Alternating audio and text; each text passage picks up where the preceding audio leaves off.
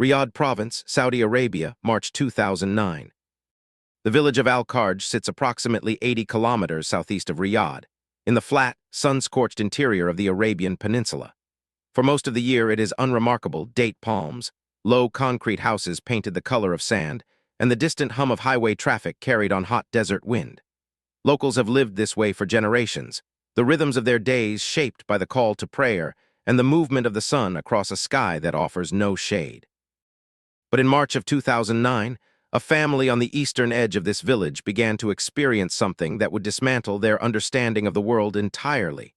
Not slowly, not gradually, but with the sudden and terrible certainty of something that had always been waiting for the right moment to make itself known. The Al-Rashidi family had occupied their compound for 4 generations.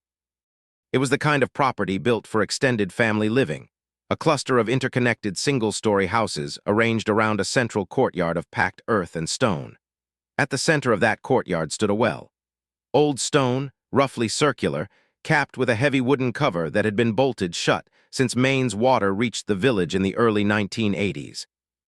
No one in the family's living memory had drawn water from it, but everyone in the family knew the rules about it. The patriarch, Jassim Al-Rashidi, was in his late 70s in 2009. He had grown up on this compound, had raised his children on it, and had passed down certain instructions about the well that he himself had received from his own father. Do not sit near the well after Maghrib, the evening prayer that marks the end of daylight. Do not throw objects into it. Do not call out over its opening, not even in play. Do not look directly into it after dark. When his children were young, they occasionally asked why. He would only say that some places had been occupied long before people arrived, and that the respectful thing was to acknowledge that. He never elaborated. In that part of the world, in that generation, you did not need to. For decades, the rules were followed without incident. Life in the compound was ordinary by any measure: family gatherings, school terms, weddings, funerals, the accumulation of ordinary time. The well sat in its courtyard, bolted shut, ignored, unremarkable. Then in February 2009, the family made a decision that, in retrospect, they came to believe was the beginning of everything. Jassim's youngest son, Faisal, decided to renovate the courtyard. He had the earth dug up and replaced with decorative stone tiles, had the surrounding walls repainted, and most significantly, had the area immediately around the well cleared of the overgrown shrubs and old timber that had accumulated around it over the years. For the first time in perhaps decades, the well sat exposed and open in the center of the courtyard, its old stones scrubbed clean. Jassim was deeply unhappy about this. He said so plainly. His son, who had a degree in civil engineering and considered himself a practical man, told his father not to worry. The well was sealed. It was just a well. Nothing would happen. Something happened. Faisal's daughter, Noor, was 17 years old in March 2009. She was by all family accounts a completely normal teenage girl, talkative, social, opinionated, devoted to her phone and her studies and her friendships. She had never shown any sign of emotional disturbance or psychological difficulty. Then, in the first week of March, the family noticed she had stopped eating properly. She said food smelled of burning even when it was freshly cooked. She became quiet, withdrawn, spending long stretches of time alone. Her mother assumed exam stress. Her father assumed a falling out with friends. Her older brother Tariq, who was 23 and worked in Riyadh during the week, noticed something else when he returned home on the weekend of March 7th. Noor's eyes had changed. Not physically, but when she looked at you, it felt as though the looking was going in the wrong direction. As if she was looking inward at you rather than outward. He said nothing. He filed it away. On the night of March 11th, Tariq was woken at approximately 2 a.m. by the sound of his sister's voice. He lay still for a moment, thinking she was on the phone. The voice was low and continuous, not conversational, no pauses, no laughter, none of the rhythm of a phone call. He got up and went downstairs. The house was dark. Noor's bedroom door was ajar and the room was empty. Her phone was on her desk, screen dark, charging. He went to the window that overlooked the courtyard. Noor was sitting at the edge of the well, cross-legged on the new stone tiles, facing away from him. The wooden cover had been pulled aside and was leaning against the well's outer wall. She was speaking into the open mouth of the well in a low, unbroken stream of words he could not make out through the glass. Her back was completely straight. Her posture was absolutely still, the way a person sits when they are concentrating entirely on something, when the body becomes secondary to whatever the mind is doing. Tariq opened the courtyard door. The moment he stepped outside, the speaking stopped. Noor turned and looked at him. He would describe the expression on her face many times over the following months to his family, to the scholar they eventually called, and later to a small number of trusted people outside the family. The word he kept returning to was borrowed. Her face looked borrowed. The features were hers, the arrangement was hers, but whoever was operating them was not. She said nothing. She stood up, replaced the wooden cover over the well with the ease of someone who had done it 100 times, walked past him and back upstairs to bed. In the morning, she had no memory of the courtyard. None. The family convened quietly. Jassim, when told, did not look surprised. He looked resigned, the way a person looks when something they feared has finally arrived. He said he wanted a Raqi, a scholar trained in Islamic spiritual healing, particularly the practice of ruqya, the recitation of Quranic verses for protection and the formal addressing of jinn brought to the compound. Faisal resisted for almost 2 weeks. He was a practical man. He wanted a doctor first, a psychiatrist, a rational explanation. They took Noor to a doctor in Riyadh on March 15th. She was physically healthy. They took her to a psychiatrist on March 19th. He found no clinical presentation that explained her symptoms. During those 2 weeks, the incidents multiplied. A heavy wooden sideboard in the family's main sitting room was found each morning pushed against the courtyard door from the inside, despite the sitting room being locked from the outside every night. Jassim's personal Quran disappeared from his bedroom shelf and was found inside the well, not at the bottom, not submerged, but resting on a natural ledge in the stone shaft approximately 3 meters below the surface, perfectly dry despite heavy overnight dew that week. And beginning on the night of March 17th, the family began hearing the voice. Not Noor's voice. A voice from beneath the courtyard stones, low and resonant as though the earth itself had a larynx, speaking in an Arabic that family members could only partially understand, formal, archaic, the syntax of another century, like hearing a language that had evolved past the point of recognition. It spoke only at night. It stopped before Fajr, the pre-dawn prayer, and it did not seem to be speaking to anyone in particular. It seemed to be recounting something, a claim, a history. A long, patient statement of rights. Jassim listened to it from his bedroom window one night and wept. When his son asked him what it was saying, he said only, "It is telling us how long it has been here."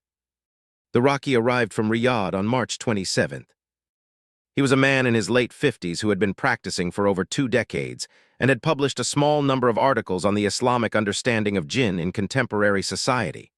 He assessed the compound over the course of an afternoon, walked the courtyard, examined the well, sat quietly in each room of each house. He spoke with Noor, who was cooperative and pleasant and remembered nothing unusual about the previous weeks. He spoke at length with Jassim, who told him everything his own father had told him and everything his grandfather had reportedly said before that. The Raqi identified the entity as what Islamic tradition classifies as an amir, a jinn that has taken long-term residence in a physical location, not attached to a person, attached to a place. In this case, the well, and by extension, the land. He estimated, based on Jassim's family history, that the entity had been in residence for at minimum a century, possibly several. The clearing and renovation of the courtyard, specifically the removal of the overgrown vegetation that had for decades created a kind of physical boundary around the well, had been experienced by the entity as an intrusion, an act of disrespect in a place it considered its own. The ruqya took place over 2 evenings, March 27th and 28th. During the first session, conducted in the courtyard with the entire family seated inside and Noor positioned near the sitting room window per the Raqi's instructions, the voice from beneath the ground became louder and more insistent, not louder in the sense of escalating panic, but louder as a statement, as though it was ensuring it was heard. Noor, seated inside, began shaking visibly midway through the recitation and spoke in a voice that was not hers, deeper, older, carrying the same archaic Arabic cadence the family had been hearing at night. She repeated the same phrase again and again until the session ended. The Raqi later translated it as, "This ground was ours before the first stone was laid. We do not leave, we do not leave, we do not leave." The second session on the evening of March 28th was quieter. The voice from beneath the ground fell away during the ruqya rather than rising. By the end of the recitation, it had stopped. Noor sat still throughout, eyes closed, and when the session ended, she opened them and asked her mother if she could have something to eat. Her appetite had returned completely. She ate 2 full plates. The family sealed the well on April 2nd, 2009, proper concrete mixed on site. Before the concrete was poured, the Raqi oversaw the placement of a laminated card bearing Ayatul Kursi, The throne verse, Surah Al-Baqarah, verse 255, considered among the most powerful protective verses in Islamic tradition, embedded face-up into the wet concrete. Additional verses were written on paper and placed around the courtyard walls. Jassim Al-Rashidi died on November 14, 2009, of natural causes at the age of 78. He passed peacefully in his bedroom, surrounded by family after a short illness. On the night of his passing, the family gathered in the compound as family came from across the region to pay their respects. Tariq, sitting in the courtyard just before dawn with several cousins, noticed a sound. They all turned at the same time toward the sealed well. The concrete cap had cracked. A single clean fracture straight across the diameter of the seal, edge to edge, perfectly bisecting it. No subsidence, no pressure damage, no structural reason. A clean, deliberate split, as though something underneath had placed one hand flat against the concrete from below and pushed. Once, then stopped. The crack was never repaired. The family vacated the compound in the spring of 2010. As of the time this account was gathered for the Dark Archive, the property remained empty.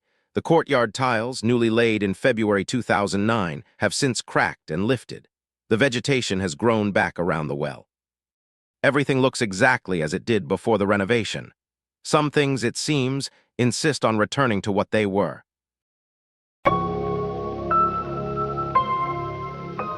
Gulberg District, Lahore, Pakistan, August 2017. The house on the residential street in Gulberg III, one of Lahore's more established middle-class neighborhoods, a grid of wide roads and mature trees and solid houses built by families who had done well over the decades, was not the kind of place where unusual things were supposed to happen. It was sensible, solid, built in 1987 by the Shouri family, who had lived in it ever since.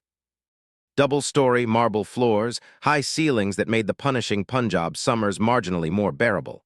The father, Aftab Shouri, was a civil engineer with 30 years of government service behind him. The mother, Seima, not to be confused with the house help, who shared her name, was a retired secondary school teacher. Their son Bilal was 28 in August 2017, recently returned from 4 years of postgraduate study in Manchester, England, adjusting to the heat and the noise, and the sensory recalibration that every British Pakistani goes through when they come back after too long away. The Shouri house had 23 rooms, including storerooms and bathrooms. 22 of them were entirely unremarkable. The 23rd was on the upper floor at the end of the eastern corridor, behind a door that was kept locked with a key that hung on a hook in the kitchen, and which no one had occasion to use more than once or twice a year. It was called, within the family, simply the mirror room. The previous owners of the house had, at some point in the late 1990s, fitted it with floor-to-ceiling mirrors on all 4 walls. Why, no one could say with any certainty. The family who sold the house to the Shouris in 2001 gave no particular reason, and the Shouris had never found a use for a room that, when you stood in it, made you feel you were standing inside an infinite version of yourself. The reflections multiplied in every direction. Look left, and you saw yourself looking left forever. Look right, and the same. Turn, and you were surrounded by a crowd of your own diminishing copies, extending into a false distance that the mind understood was not real, but the body responded to as though it might be. The family had filled it with old trunks of clothes, boxes of documents, broken furniture awaiting repair. It was more comfortable to think of it as a storage room. The mirrors were mostly covered by the clutter. The house help, a woman named Razia who had worked for the Shouris for 11 years and was trusted completely, had always avoided the upper floor more than her duties strictly required. She said nothing specific about the mirror room. She simply preferred the lower floor. This was accepted without discussion.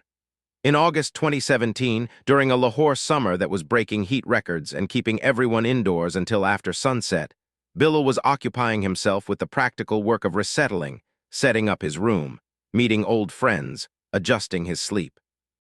He was sleeping badly, waking at odd hours, which he attributed to the 4-hour time difference between Lahore and Manchester. He was skeptical by nature and by training, with the slightly impatient rationalism of someone who had spent 4 years in an environment that treated the supernatural as cultural artifact rather than lived reality. On August 8, 2017, Razia told Bilal's mother that she had seen a shadow under the locked mirror room door. Not the shadow of something stationary, a shadow that moved, passed back and forth under the gap at the base of the door, the thin strip of air between door and marble floor, as though something was pacing the inside of the room. She had seen it in the morning. The room was locked. The key was in the kitchen. No one had been in it. Billow's mother mentioned it to him over dinner, more as an anecdote than a concern. Billow took the key from the kitchen hook, went upstairs, and unlocked the door. The room was exactly as expected, cluttered, dusty, warm with trapped August heat.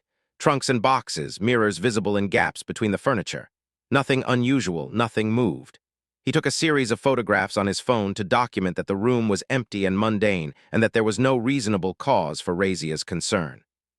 He sent some to his friends in Manchester with a caption about haunted storage facilities. He locked the room again and replaced the key.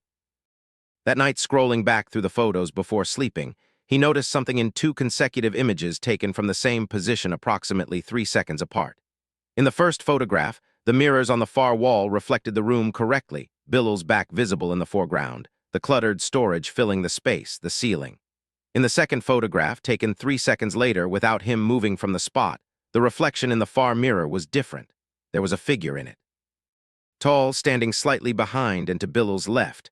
Not Billow taller, with a posture that belonged to no one who had been in that room. The figure had no face that resolved into recognizable features. It was not blurred or ghostly. It was simply there, present in the reflection, in a room that had been empty. Billow sat with the phone in his hand for a long time. He zoomed in on the figure. The screen went black, not dimmed, not locked, black, as though the device had catastrophically failed. He held the power button.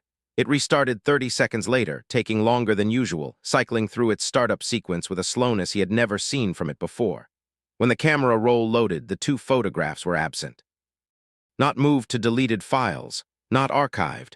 Gone with no trace in the recently deleted folder, no record in the photo library's metadata that they had ever existed. He did not sleep that night. Over the following week, Billow experienced the same dream with an exactness that precluded normal variation, every detail identical each time, which is not how ordinary dreams work. He was standing in the mirror room, which in the dream was emptied of all storage and lit by a cold, sourceless blue light. His reflections surrounded him in every direction, infinite copies of himself, extending outward into impossible depth. He would turn slowly, examining each reflected version of himself, and everything would be in order, the reflections mimicking him perfectly, moving when he moved, turning when he turned. Everything except one. The reflection directly behind him, visible over his left shoulder in the mirror at his back. That one did not mimic him. It stood completely still while he moved. It watched him with a stillness that contained enormous patience, the kind of patience that belongs to things that have been waiting for a very long time. In the dream, on the 7th night, August 19th, the still reflection raised its hand, slowly, deliberately, and pressed its palm flat against the inside of the mirror, from the other side. Billow woke from this dream at 3:17 a.m. He was standing in the eastern corridor of the upper floor of his parents' house, in front of the locked mirror room door. His right hand was raised, palm flat, pressing against the wood of the door, exactly as the reflection had pressed against the mirror. He had no memory of waking, no memory of walking from his bedroom to the corridor, no memory of any moment between the dream and standing there, hand against the door in the dark. He woke his father immediately, turned on every light in the house, and sat in the kitchen until dawn. His mother called her brother, Khalid, who lived in Faisalabad and had for many years practiced ruqya within their extended family and community network. Khalid arrived the following afternoon, the afternoon of August 20th, 2017. He spent an hour alone in the mirror room before speaking to the family. When he came out, he was calm but serious. He said the room had what he called a heavy presence. Not a word he used lightly, he explained, because heaviness in a spiritual sense indicated something of significant age and establishment, not a fleeting encounter but something long settled. He identified the type as consistent with what Islamic tradition and South Asian folk knowledge describe as a marid, a classification of jinn associated with water, reflective surfaces, and significant power, known across the Arab world and South Asia for their affinity with thresholds and liminal spaces. He explained it this way: a mirror is already a boundary. It is a surface that shows you a world that exists parallel to yours, following your rules but not quite yours. A room made entirely of mirrors is, from a spiritual perspective, a room made almost entirely of thresholds, a space that is more doorway than room with almost nowhere solid to stand. Something had found that appealing. The ruqya took 4 hours. Khalid's adult son assisted him and remained in the room throughout. Midway through the recitation, both men independently observed the same phenomenon. The reflections lagged. Physically, demonstrably, the mirrors showed their reflections approximately 1 second behind their actual movements, as if the mirrors were playing back footage from a moment that had just passed rather than the present moment. Both men confirmed this to each other during a brief pause in the recitation. By the end of the session, the lag had stopped. The mirrors reflected normally. The room felt, in Khalid's words, lighter, empty in the correct way. All 4 mirrors were covered with black fabric that evening. Contractors came within the week to remove them. The walls behind the mirrors were bare concrete, gray and cold, unmarked except for the north-facing wall. On that wall, scratched directly into the concrete surface with something sharp, scratched deeply, not lightly with the kind of pressure that requires time and intention, were words in Urdu. Old formal script. The scratches were behind a mirror that had been fixed to the wall for, as far as anyone could determine, over 20 years. Khalid read them aloud and then wrote down the translation for the family. They read, "We have been watching this house since before the mirrors arrived. We will watch it after they are gone." Bilal Shouri left Lahore for Karachi in February 2018 to begin work with an architecture firm there. He has returned to the Lahore house for brief daytime visits. He has not spent a night there since August 2017. The mirror room has been repainted and refurnished as a plain guest bedroom. Bilal says he has not had the dream again. He does not own any mirrors larger than the one above a bathroom sink. When asked why, he gives a short answer and changes the subject. Don Valley, Sheffield, England, October to November 2019. This story was documented by the Dark Archive in the spring of 2022, shared by the individual concerned after he decided, after several years of hesitation, that the account should be on record somewhere. It happened not in the deserts of the Arabian Peninsula or the old cities of South Asia, but in Sheffield, England, a city of steel and hills and post-industrial realism, a place where the supernatural feels like it should have no business operating. That perhaps is exactly what made the experience so destabilizing for the man at the center of it. He had no cultural framework in place for what he encountered. Or rather, he had the framework, he simply had never expected to need it in South Yorkshire. His name is Hassan. He has asked that his family name not be used in this account, and that request is respected here. He is British Pakistani, born in Sheffield, raised in the Burngreave area of the city, the son of parents who came from a small village in the Potawari-speaking region of Azad, Kashmir in the late 1970s. He was 36 years old in October 2019. He had worked in private security for 8 years, the last 5 of which had been night shifts at various commercial and industrial sites across South Yorkshire. He was, by all accounts including his own, exactly the kind of person unlikely to encounter anything he could not explain. Methodical, grounded, physically capable, professionally experienced. Not jumpy, not fanciful. 8 years of empty warehouses and silent car parks at 3 a.m. had burned away any residual nervousness about the dark. Wentworth Industrial Park occupies a stretch of the Don Valley, approximately 4 kilometers east of Sheffield city center. It is a large complex of mixed-era industrial buildings, some purpose-built warehouses from the 1990s and 2000s, some older structures dating back to the Victorian era, converted and repurposed over the decades as the steel industry that once dominated the valley declined and other commercial uses moved in. The site sits on land that has been in near-continuous industrial use since the 1840s. The valley itself is older than any of the buildings in it, a narrow river corridor that runs east to west through the city, and which has been the site of human activity, mills, forges, tanneries, foundries, for centuries. Hassan was assigned to Wentworth on a 6-month night shift rotation beginning in September 2019. His brief covered 3 buildings on the eastern section of the site, the oldest part, including a Victorian brick mill constructed in 1863 that had originally operated as a steel wire manufacturer. The mill was 3 stories of solid Yorkshire brick, with heavy timber floors, iron-framed windows, and the particular quality of silence that belongs to old buildings. Not quiet exactly, but full of a different kind of sound, the small persistent noises of old materials under their own weight. The mill's ground floor and 3rd floor were in active use, small business tenants storing goods and equipment. The 2nd floor had been closed since early 2019 following roof damage from a winter storm. The stairwell access was secured with a padlock chain. Hassan held the master key for the entire site. He checked the padlock on his first-floor rounds each night and had no reason to go to the second floor. The evening of October 3, 2019 began ordinarily. Hassan signed in at 10 p.m., made his initial rounds of all 3 buildings, logged everything clear, and settled in the site office for his first break at midnight. At 1:25 a.m., he began his second round of the mill building, starting on the ground floor and working methodically from one end to the other. The ground floor was clear. He reached the stairwell and checked the padlock on the chain, undisturbed, secure, and was about to continue to the 3rd floor when he heard footsteps from above him. From the 2nd floor, not faint, not ambiguous, clear, deliberate footsteps on old timber pacing from one end of the space to the other in an unhurried, regular pattern. Hassan stood at the base of the stairs and listened for 30 seconds, counting paces, estimating the gait and weight of whoever was up there. He called it in on his radio. His supervisor told him to investigate and document.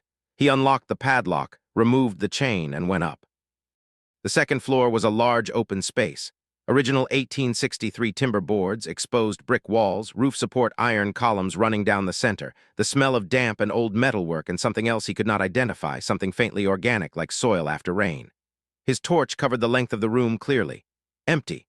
No one. No sign of recent entry. The dust on the floor showed no disturbance, no footprints, nothing moved. He stood and listened. Silence. The particular silence of an empty room. He turned to go back downstairs. The footsteps started again, behind him. Crossing the floor of the room he had just confirmed was empty. He turned around, nothing. The footsteps continued for approximately 4 or 5 seconds, measured, unhurried, moving from his left to his right across the room, and then stopped. Hassan documented the incident on his phone, finished his rounds, completed his shift, and made no further mention of it. He was a professional. Buildings made sounds. Timber expanded and contracted. Animals got into roof spaces. He returned the following night.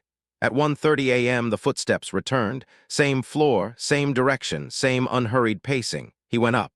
The padlock again undisturbed, the dust again undisturbed, the room again empty.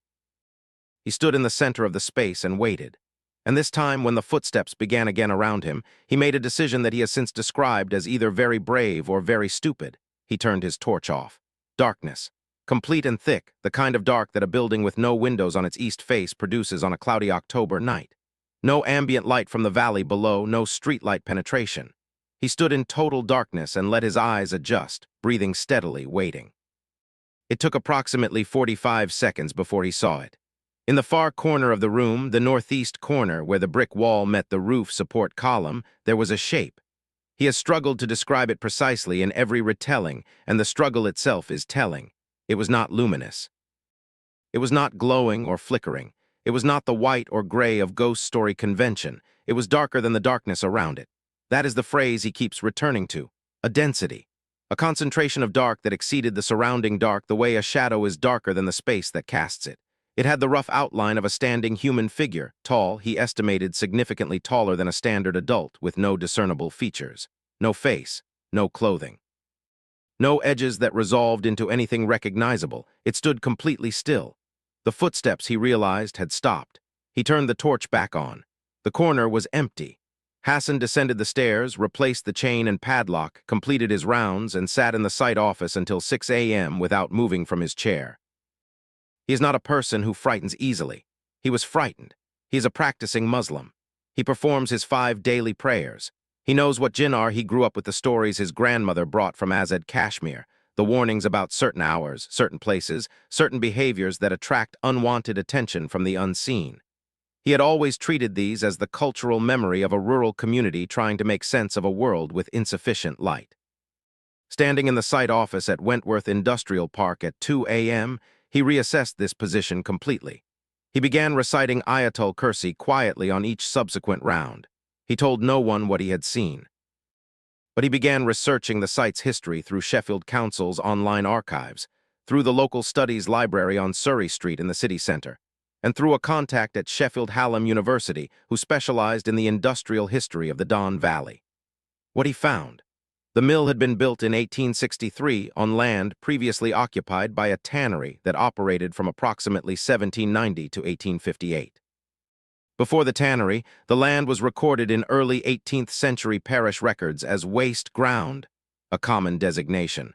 but one accompanied in this case by a local name that appeared in several separate historical documents, the Dark Acre.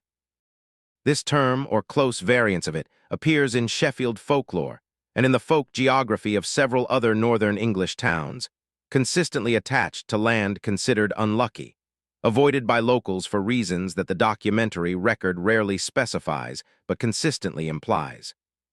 The Dark Acre in the Don Valley appeared in records associated with unexplained livestock deaths in the early 1700s, a refused planning application for housing in 1812 citing local objections about the land's character, and a reference in a Victorian antiquarian's notes from 1871 to a well now filled, believed by the older inhabitants to have been the source of the location's ill reputation. A well filled, now under the foundations of a Victorian mill built in 1863. Hassan found this entry on a Wednesday afternoon in early November 2019. He sat with it for a long time. Then he contacted the imam at a mosque in the Turcliffe area of Sheffield, an area with a long-established South Asian Muslim community, practically walking distance from the Don Valley. He explained the situation carefully, in full, expecting to be directed toward practical advice about stress or sleep deprivation. The imam listened without interruption, asked 3 clarifying questions, and then said something Hassan has repeated many times since. "Brother, the jinn were created before us. They were here before our mosques, before our houses, before our countries.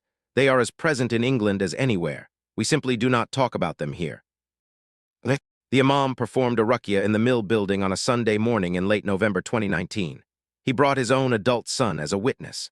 The site manager, when approached, agreed to allow access on a weekend morning with minimal questioning. He had worked on the site for 12 years and had his own reasons, which he did not share, for not wanting to look too closely at the matter. The ruqya took approximately 2 hours. During the recitation on the second floor, both the imam and his son reported that the room temperature dropped noticeably. Not dramatically, not cinematically, but the kind of drop you feel in your hands and face, the kind that makes you aware of the air around you. The imam continued without pause. By the end of the recitation, the temperature had normalized. The imam said a du'a, a supplication addressed to whatever occupied the space, acknowledging its presence and its prior claim to the land while asking it, in the name of Allah and with respect, to withdraw from proximity to the human workers on the site. Hassan completed the remainder of his 6-month rotation at Wentworth without further incident. The footsteps did not return. The shape in the northeast corner did not reappear. He transferred to a day shift position in April 2020. In the years since, Hassan has spoken carefully and selectively to other British Pakistani Muslims who work night shifts in old industrial buildings across Sheffield and the wider South Yorkshire area. He expected to find no one with comparable experiences. He found several, not all of them in old buildings. Not all of them in places with documented prior histories. Some in relatively new warehouses on sites that had previously been something else entirely. Old land, recycled into new structures, carrying something of what it was. He has come to believe, and states this plainly when he tells this story, that the unseen world does not organize itself according to cultural geography. That the jinn documented in the Quran and in 14 centuries of Islamic scholarship are not a phenomenon of Muslim countries or Muslim communities. They are a phenomenon of this earth. They predate our borders, our buildings, our categories. They were here in these valleys in this country long before anyone living here now arrived. Long before anyone called this land England. The well under the mill at Wentworth Industrial Park is still there, 30 feet below the Victorian foundations, filled with whatever was used to fill it in the mid-19th century. The building above it is still in use. The second floor has since been repaired and reopened. No one who works there at night talks about the northeast corner of the second floor, but several of them avoid it.